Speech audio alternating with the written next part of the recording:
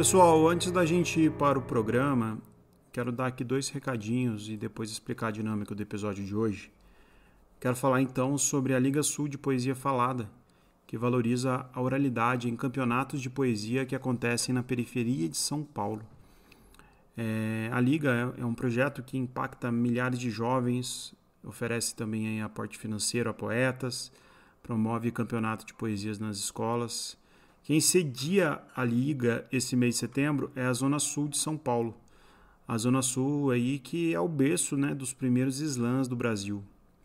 Então, durante os 4 últimos meses, 9 coletivos, que são o Slam do 13, Bronx, Real, Capão, Grajaú, Grito, Petisco, Elipa e Rasta, participam da edição deste 2022, nos últimos 4 meses aí. Como que funciona? Todos esses coletivos escalaram um time para batalhar em uma escola diferente. E assim saiu classificado um poeta ou uma poeta, representante de cada grupo, para a final da Liga. Então, atenção, para quem gosta de poesia, está programado agora para essa semana, dia 14 de setembro, às 6 horas da tarde, às 18 horas, no Sesc Santo Amaro. Então, vamos ficar atento. Dia 14 agora, no Sesc de Santa Amaro, em São Paulo, às 18 horas, a final da Liga. Quem curte poesia, quem curte slam, tem que colar, hein? Eu quero falar também do espetáculo que coloca a mulher negra no centro do debate sobre o riso e a poesia. Acontece então com as talentosas Mel Duarte e Luz Ribeiro, que já estiveram aqui no Rabiscos, a estreia do projeto Stand Up Poetry, capítulo 1, Palavras para o Futuro. Vai acontecer então de 16 a 18 de setembro, na Sala Itaú Cultural. A direção desse show é da Naruna Costa. As poetas aí que têm mais de uma década de carreira, elas se uniram então numa série de questões para o palco ao falar sobre riso, poesia e mulheridades. Quantas vezes você viu uma mulher negra sorrir? Você já sorriu para uma mulher negra? Você já sorriu com uma mulher negra? Você já riu de uma mulher negra? São questões aí que elas trazem no projeto. Marcada pela perspectiva da palavra falada, ou chamado spoken word, suas poéticas, essas artistas constroem um lugar em que mulheres negras podem se permitir sentir e viver a leveza, profetizando gritos do presente, praguejando e abençoando o futuro, e impregnando palavras no tempo, garantindo a futuridade. E o espetáculo vem então se apresentando como uma amálgama entre o sarau, o teatro e a música, sem se limitar pelas especificidades de tais linguagens. Bom, e antes da gente começar o programa também, no episódio de hoje, falamos, eu e a Lua, com o artista, poeta, agitador cultural Anderson Maurício, que é uma simpatia de pessoa. Encontramos com ele na Flipossos, gravamos o papo com ele na sala de imprensa, direto do festival, o festival acontecendo do nosso lado. Então, no decorrer da entrevista, vocês vão ouvir barulho de pessoas, barulho de porta, avisos, enfim, vida literária acontecendo. O Anderson faz uma intervenção poética linda no evento, ele fez, com uma experiência sensorial. A gente falou dessa experiência no episódio. O Anderson também tem um projeto de um ônibus em São Paulo, todo equipado para divulgar artistas independentes. E ele também mistura agricultura e poesia no projeto Casa Floresta, um projeto incrível que ele explicou pra gente como começou. E claro, nós falamos também sobre o seu livro de poesia Oráculo da Missão. É isso, vamos pro papo. E mais uma vez, perdoem aí pelos ruídos, mas nós gravamos ali na efervescência da Flipossos 2022. Senhoras e senhores, eu sou o Tadeu Rodrigues, esse é o podcast literário Rabiscos. Estamos ao vivo hoje na Flipossos, Lua Ferreira. Não é? Hoje a gente aniversariou, completamos 4 anos aqui com Rabiscos, foi uma festa linda com o Mununo, eu também lancei o meu livro, Passageira. Quem esteve aqui, muito obrigada, foi delicioso. E quem está nos ouvindo, a gente tem também tudo gravado, registrado, né, Tadeu Rodrigues? Daqui a pouco a gente vai disponibilizar e acompanhe, tá lindo. Provável que esse episódio vá ao ar já com tudo disponibilizado, porque o do Mununo foi a semana passada.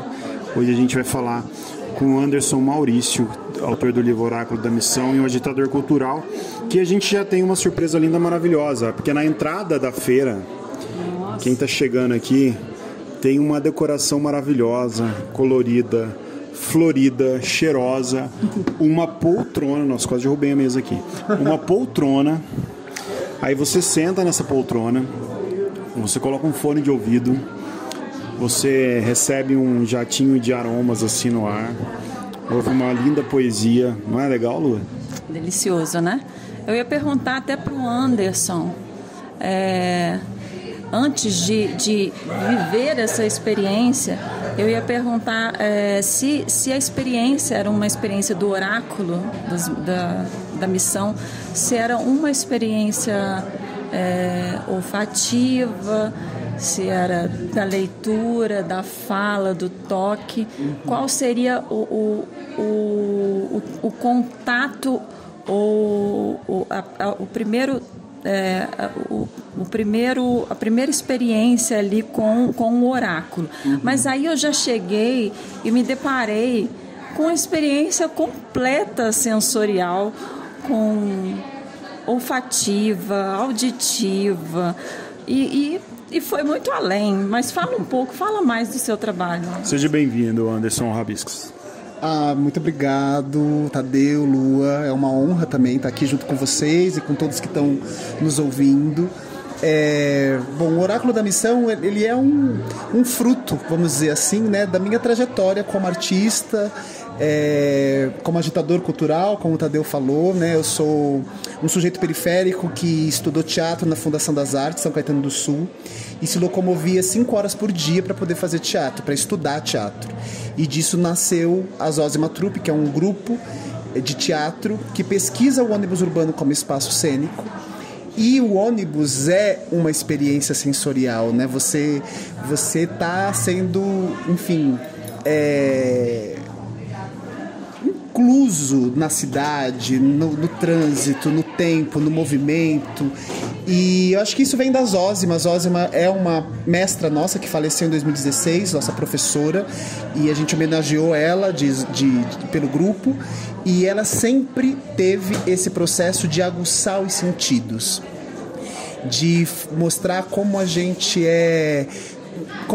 tem os sentidos, como é inteligente o corpo, né? O quanto o corpo registra e aprende e se comunica de diversas formas. Eu acho que a gente vem vivendo um momento que a visão, ela é muito aguçada, né? Ela é muito utilizada, mas é muito bonito quando as pessoas fecham os olhos e elas mergulham nessa experiência auditiva, elas sentem o cheiro, aí elas querem pegar a erva, né? Então tem todo esse processo que eu acredito que é resultado da minha trajetória. Eu queria que você falasse um pouco mais do ônibus. A Tati, sua esposa, estava me mostrando uns vídeos lá, que é um ônibus que ele é todo decorado. O pessoal de casa não está conseguindo ver, infelizmente, mas a gente pode colocar o link aqui do trabalho deles. Ele é todo pintado por fora, assim, com vários rostos, um trabalho maravilhoso. E as pessoas vão até esse ônibus, elas sentam nas suas poltronas e tem uma experiência musical, teatral. Eu queria que você falasse um pouco dele, onde que ele fica, o pessoal de São Paulo que nos ouve para acessar, como que funciona e como surgiu também a ideia. Bom, a ideia surgiu dessas minhas viagens para estudar, né? Então eu usava o transporte 5 horas por dia e eu comecei a decorar texto, fazer laboratório, enfim, dentro do ônibus. E aí eu falei, opa, isso aqui pode ser um espaço, né? E eu, como sujeito periférico que sempre teve que se deslocar para poder encontrar espaços culturais, eu percebi que seria uma grande potência de descentralização e democratização do acesso às artes. Bom, o ônibus, a nossa trajetória como grupo, ela começa como um grupo de teatro, né? Então a gente estreia Cordel do Amor Sem Fim, que é um espetáculo da Cláudia Barral, em 2007, com o ônibus, com esse propósito, mas nesses 15 anos o grupo foi tendo diversos desdobramentos. Eu vou falar rapidamente desses desdobramentos, né? O primeiro deles é perceber que o ônibus era uma arquitetura que ela é um símbolo do popular, do cotidiano, e a gente percebeu o quanto as pessoas que nunca foram ao teatro, isso por pesquisas que a gente desenvolveu, a Tati fez um TCC dela, e o quanto o ônibus ele era convidativo para as pessoas, para os trabalhadores e passageiros que não tinham contato com o teatro, eles queriam saber no que a gente estava transformando o ônibus dele. Eu falo que o ônibus é a casa itinerante do sujeito periférico, porque às vezes a gente passa mais tempo dentro do ônibus do que às vezes com os nossos filhos em casa, por causa do trabalho, por causa de tudo que a gente faz. Então a gente percebeu isso e ele foi tendo desdobramentos, tanto do ônibus em movimento quanto do ônibus parado, um ônibus todo decorado, né? Hoje a gente tem esse grafite do Guilherme Kramer, que são os rostos das pessoas desenhadas para fora do ônibus, ou seja, a gente queria que o ônibus fosse humanizado, né? E que ele ele é um espaço que poderia ser muito bem aproveitado no sentido de humanização, de contato com as pessoas, de troca de saberes, de histórias. Mas ele não é assim, então é isso que a gente vem tentando fazer. A gente também faz espetáculos no transporte público, então existe um espetáculo que a gente entra para um público que veio nos assistir, que a gente diz que é o público avisado, mas principalmente para o público desavisado, que é um público que está indo embora e que pega um ônibus e fala: o que está acontecendo aqui?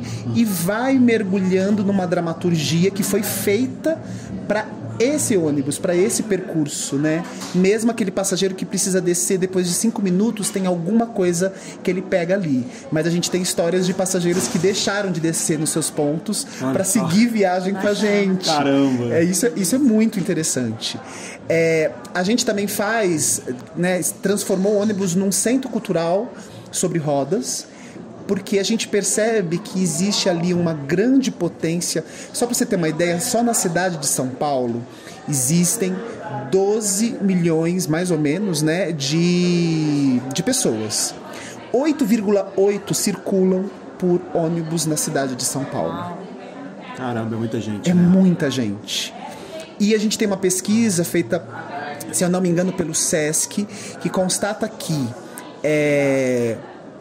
1/3 dessa população, né, da cidade de São Paulo não tem contato com os equipamentos culturais.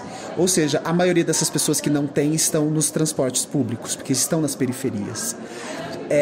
A gente faz uma residência artística no Terminal Parque Dom Pedro há 8 anos, então também existe ali um convívio e um feitio artístico de relação com os trabalhadores, com os passageiros, com a arquitetura do terminal, e disso nasceu um dos espetáculos do grupo de repertório chamado A Cobradora, que vai falar sobre as histórias de trabalhadoras do transporte público, mas também vai falar sobre a mulher que vem cobrar. Então o ônibus ele vem tendo todos esses desdobramentos, né? De espaço cultural, de espetáculos no transporte, no nosso ônibus, em relação com a cidade, no palco italiano, por exemplo, quando a gente estreou a Cobradora no Sesc Vila Mariana, um monte de pessoas do nosso público do terminal foi pro Sesc, e eles nunca tinham entrado num Sesc, e eles foram por causa da gente, porque a gente estava lá com o ônibus. Então, sobre o ônibus é isso, mas é bastante história. Uma curiosidade, Anderson, nesses espetáculos que vocês fazem nos ônibus, nesses que não são avisados, nesses desavisados, qual a reação mais comum que você já captou das pessoas que participam? Ou a mais comum e a mais incomum?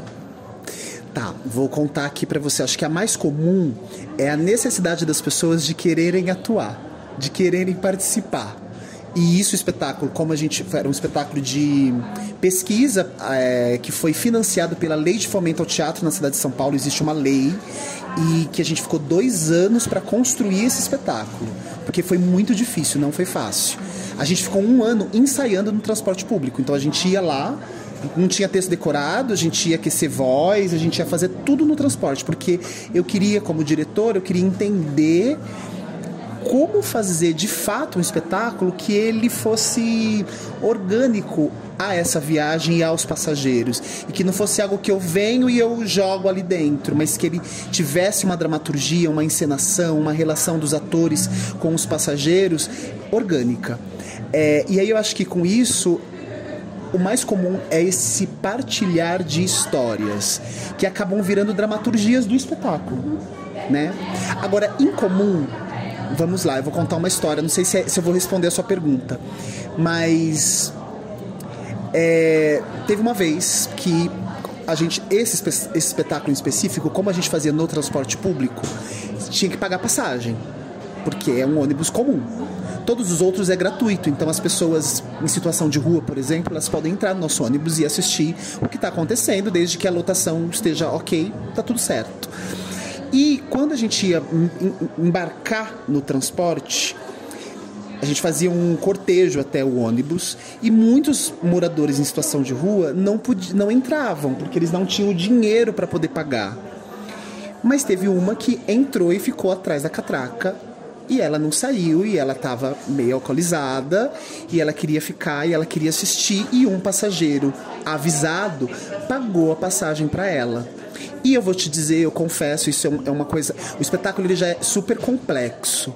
Então, quando a gente viu que a gente ia ter, dentro desse espetáculo, uma pessoa que estava alcoolizada, a gente fica tenso. Que a gente fala, ai meu Deus, como que vai ser? A gente vai ter que lidar com todas essas instâncias de movimento, de descida e entrada de passageiro, de passageiros querendo partilhar as histórias. Como que vai ser com uma pessoa que está ali alcoolizada?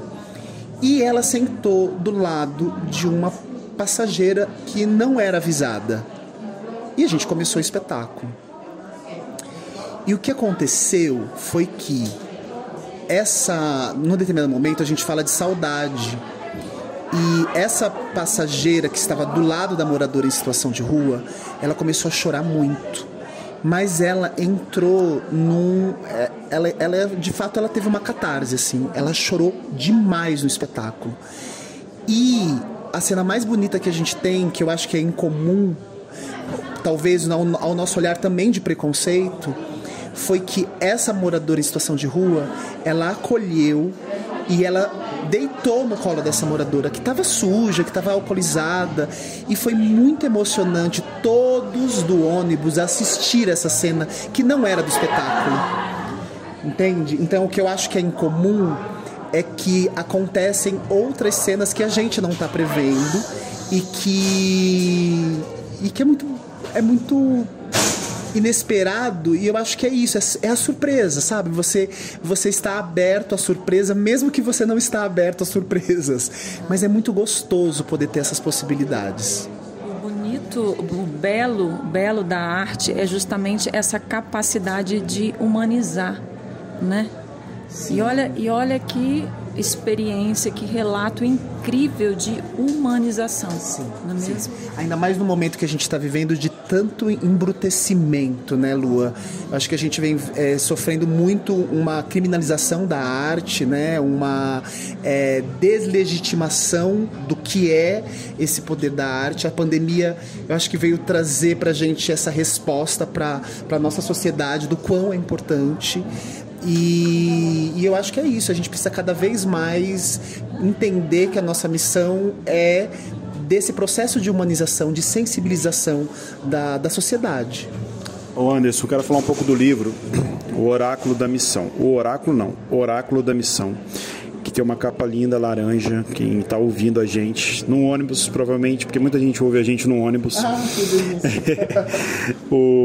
É um coração anatomicamente cortado no papel, com ervas que fazem bem ao coração, né? Isso que eu achei muito incrível, assim.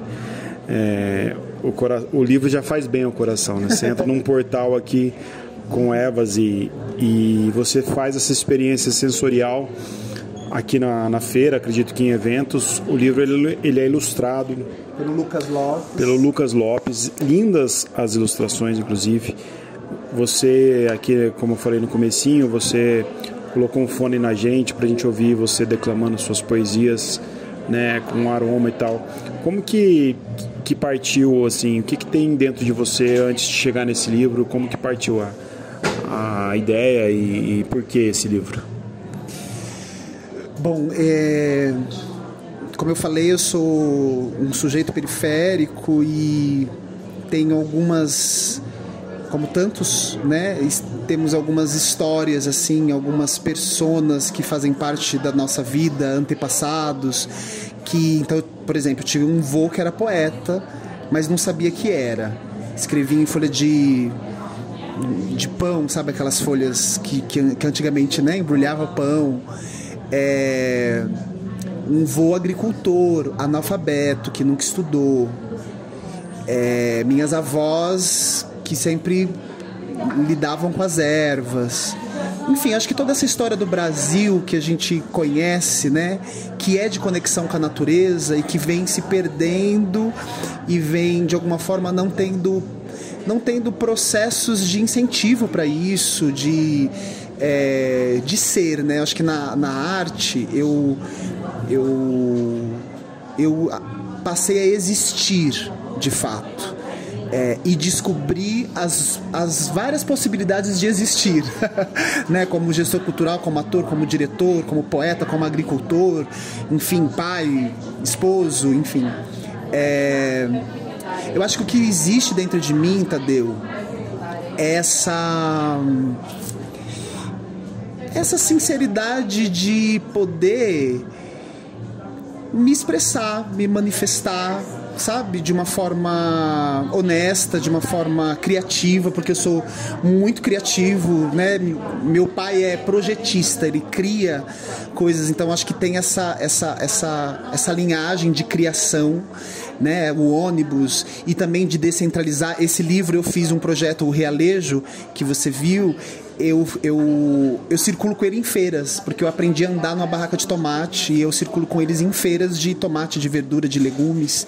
E eu acho que a gente vem num momento que a natureza, o planeta Terra, ele vem solicitando da gente posicionamentos, né? Escolhas, consciências. E eu estou enfrentando isso, eu estou olhando para isso de fato, tentando aprender, tentando melhorar, né? Tentando de alguma forma me conectar com essa natureza e poder fazer com que outras pessoas olhem para ela, não só nesse processo comercial ou de moda, né? Mas de fato olhe para a natureza como parte dela, como parte da gente, como algo importante para a gente sobreviver, ser feliz, né? Respirar, ter saúde, né? Eu acho que é um pouco esse lugar. Então, o que está dentro de mim é essa vontade de manifestar essas minhas experiências que eu venho tendo com a terra, com o plantio, com a observação. Eu acho que a natureza ela é uma grande sábia e ela tem muito ensinamento, sabe? Assim, muito ensinamento de como lidar com o tempo, de como você perceber. Eu faço gestão cultural e eu faço uma analogia dos processos de você criar um projeto, né? Planejar um projeto com os processos da agricultura, que é o arar a terra, o plantar a semente, o cuidar do broto, o colher o fruto e o festejar o alimento, que é um processo de você gestar não só um projeto artístico, mas você gestar o seu caminho e entendendo os tempos disso, porque você pode colher o alface em um mês, mas mexerica você vai demorar para colher. E é importante a gente entender que tem coisas que demoram para colher, porque faz parte do tempo, faz parte da natureza. Tem coisas que você vai plantar na sombra e que não vai dar, precisa de sol, né? Tem coisas que precisam de muita água. Se você não aguar, não vai vir. Então, essas conexões, essas reflexões sobre o nosso caminho, a natureza está o tempo inteiro ensinando pra gente. E é isso que tem dentro de mim. Lua, podia ler uma poesia dele pra nós? Agora, é até um pecado você pedir para eu ler depois de eu...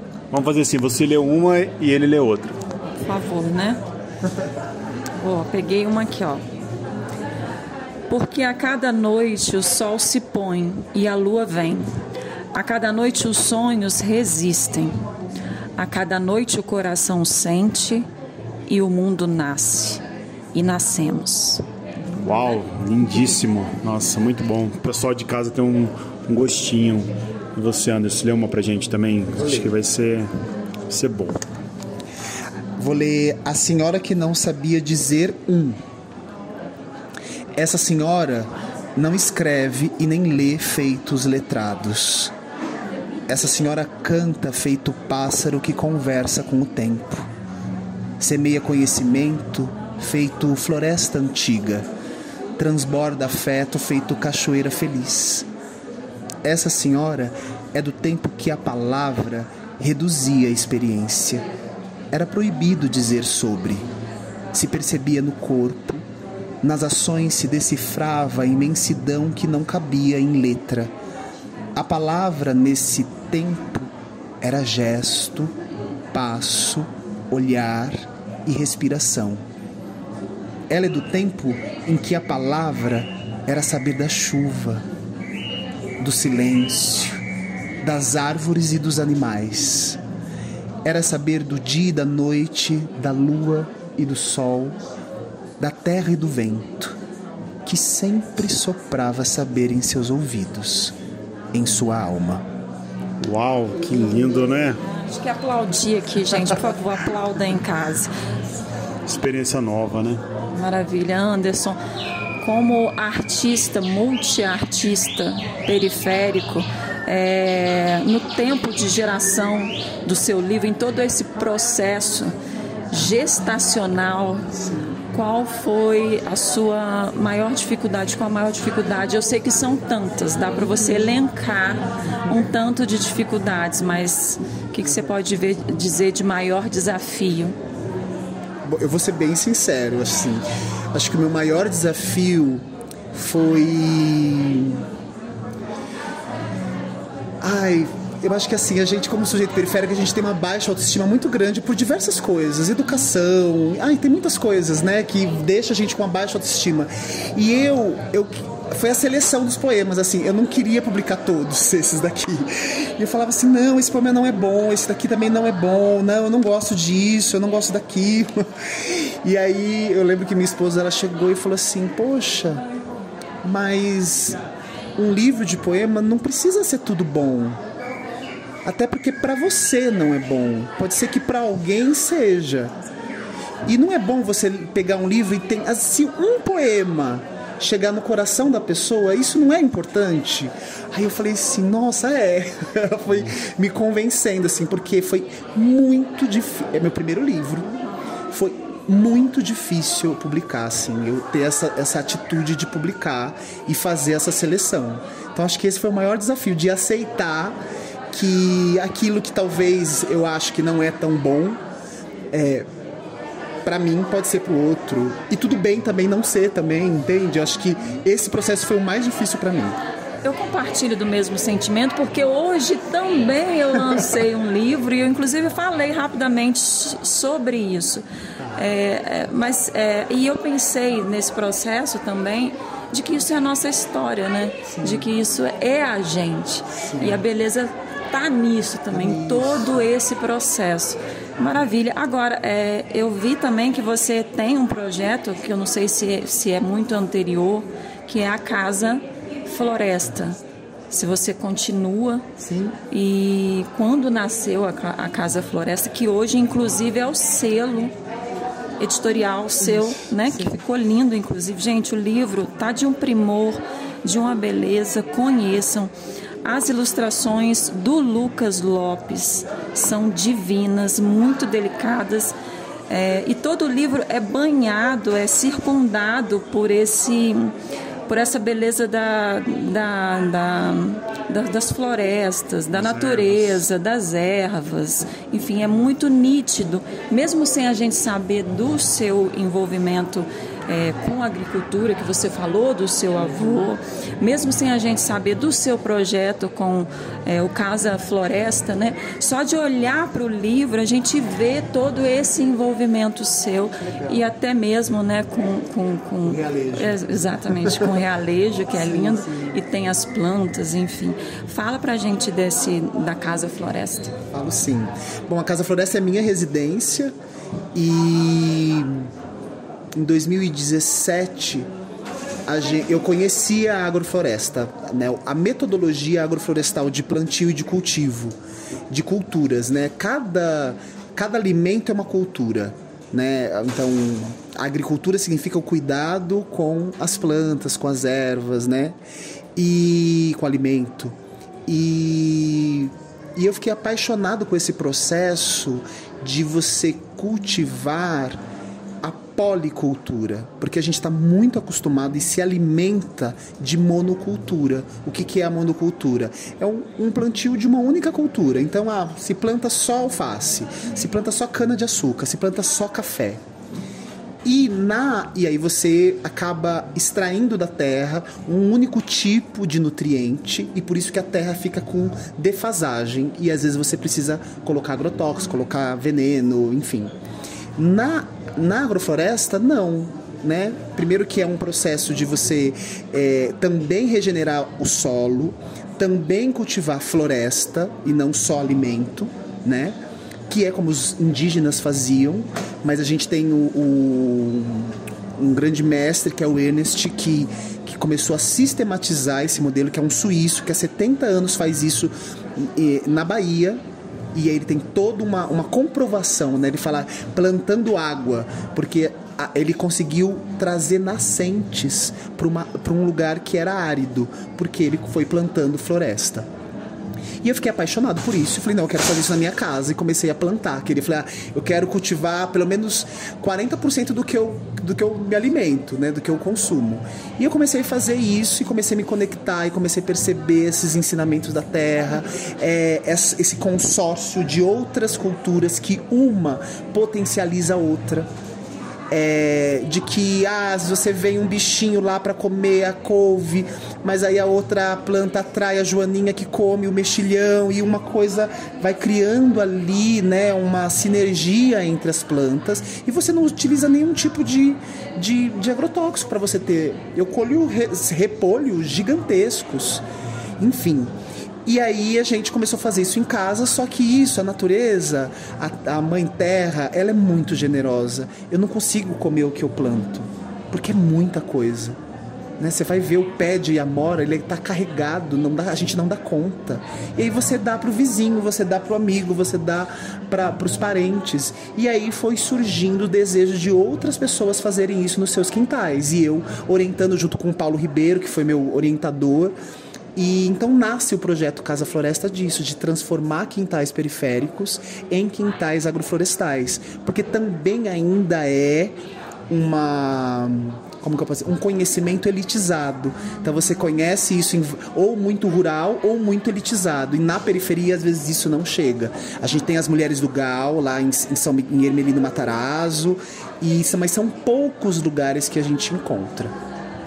Legal. Anderson, obrigado pelo papo, muito feliz de estar aqui ouvindo. Daria para ficar aqui mais umas 2 horas ouvindo. O pessoal de casa está ouvindo todo esse tumulto, né, que a gente está aqui na sala de imprensa da Flipostos, e todo mundo sabe, quem já acompanha outras entrevistas na Flipostos, que ela é um pouco diferente, não tem o nosso silêncio habitual, né, Lua? Mas é um prazer falar com um poeta tão energético, sobre uma poesia tão vibrante, e num ambiente de literatura, num ambiente de livro, né, que as pessoas estão aqui passeando com seus filhos, estão andando na feira, comprando livros, assistindo às mesas. Isso é muito gostoso, é um ambiente propício para a gente falar disso. Eu queria me convidar, Anderson, para quando a gente for lá em São Paulo, a gente ir lá, né, você servir um almoço. Fazer colheita. Opa, bora! Não, exatamente. A gente faz uma experiência. A gente quer outra experiência sensorial. A gente vai fazer, a gente planta também, ele ensina a gente a plantar algumas coisas que eu adoro. Sim. E aí a gente colhe e a gente ajuda a lavar Ótimo, bora! os alimentos e a consumi-los. Agora, experiência degustativa, né? Exatamente. Mas é isso, Anderson. Obrigado, viu? Obrigado por estar aqui no Rabiscos. Espero te encontrar mais vezes.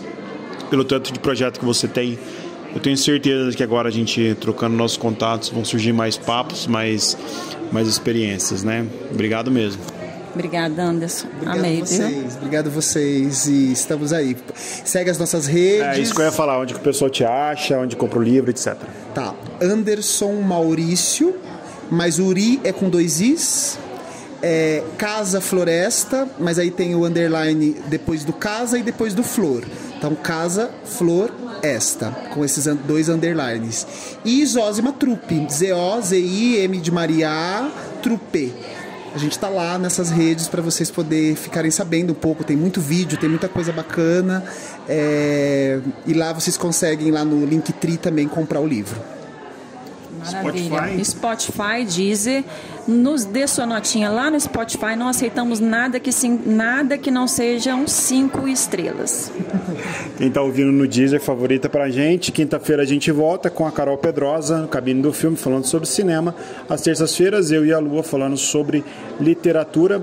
Todos os links que o Anderson falou, todas as referências que ele falou, está aqui também na descrição. Então, se você tá aí com o seu celular na mão, é só clicar que vai abrir as páginas. Aí é isso, bom dia, boa tarde, boa noite.